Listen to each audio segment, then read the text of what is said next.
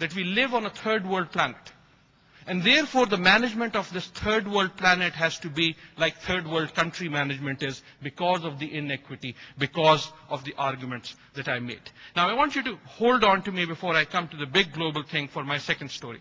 Why does this matter? This matters for many, many reasons, but amongst those reasons, one of the reasons that it matters is that the key impact of globalness, living in this global moment, is that you cannot ignore what is happening in the world, and the world will not ignore what is happening to you.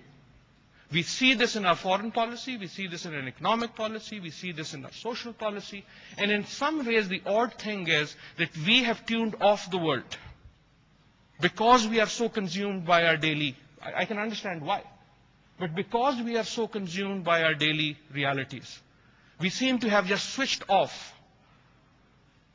the rest of the world. There's this newspaper that some of you might be also reading called the Express Tribune. If you read the Express Tribune, it comes with the International Herald Tribune. I've been back in this country 6 months.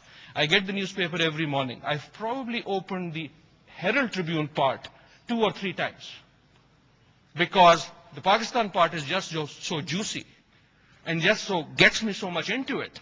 And I get this feeling that the world is passing you by, and that's the point about living on a third world planet. But why does it matter to policy? Why does it matter to policymakers on the third world planet, in the third world parts? First, you can be disengaged, but you will not just be left behind, you will be trampled. And we see this in various forms of policy. You look at the difference of how the world talks about India and the world talks about Pakistan. That's being left behind. If you think about how the world talks about Afghanistan, if you look at the global literature today, if you read The Economist, the part of the world they are most hopeful about, is the future of Africa. The part of the world they are least hopeful about is where we are. Just look at the last issue of Newsweek. So that becomes, so there's a larger context here. In the third world planet, leapfrogging and game changing are the only strategies to move ahead, and I'll talk about that in a minute. As I said, the second story, and I'll rush through this. And the second story is about the economy and development. They are related. They're not unrelated, of course, but I want to choose the word development. I used to teach development, and there are lots of theories and lots of books about what development is. The easiest way I knew to explain it to my American students what is development is by using a Punjabi phrase, ki haal hai? Development is the answer to the question, how are you? That's all it is. When I ask someone, how are you, you don't tell me your GDP. You actually don't even tell me your tax collection. You say, I lost my job. Hopefully not. You say, I have a headache. My son went to college. The point I'm making, and this is not really my point, this is Dr. Mehboob ul-Haq, the late Dr. Mehboob ul-Haq's point, that at the end of the day, the point of all that we talk about as professionals is to translate it into this question so that when someone says, ki haal hai, the answer is a positive one and not a negative one. And that's what the global economy is about. Now, there are lots of terms that have been used, sustainable development, which I've been working on, the idea of human development that was introduced and perfected by Dr. Mehboob ul-Haq of Pakistan. I want to focus on this idea that development is about security. That development is about security, it is about human security. When we think about security, we think of pictures like this. Bear with me for a moment. We think about pictures like this, and this is, of course, a picture of insecurity. Security is not important. Insecurity is important. The only time you worry about security is when you don't have it.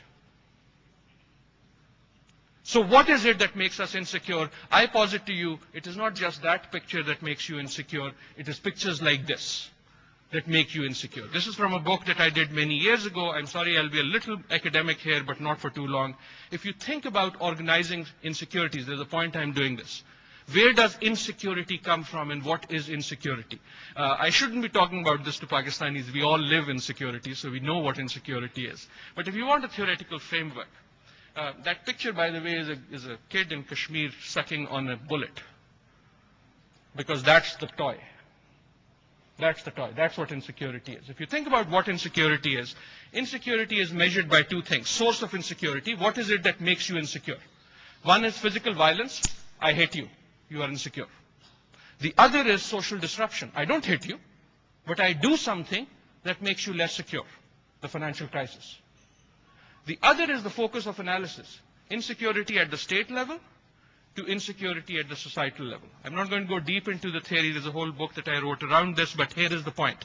If you look at this framework for security, what you find is that when you talk about state-centered violent conflict, insecurity manifests itself as war.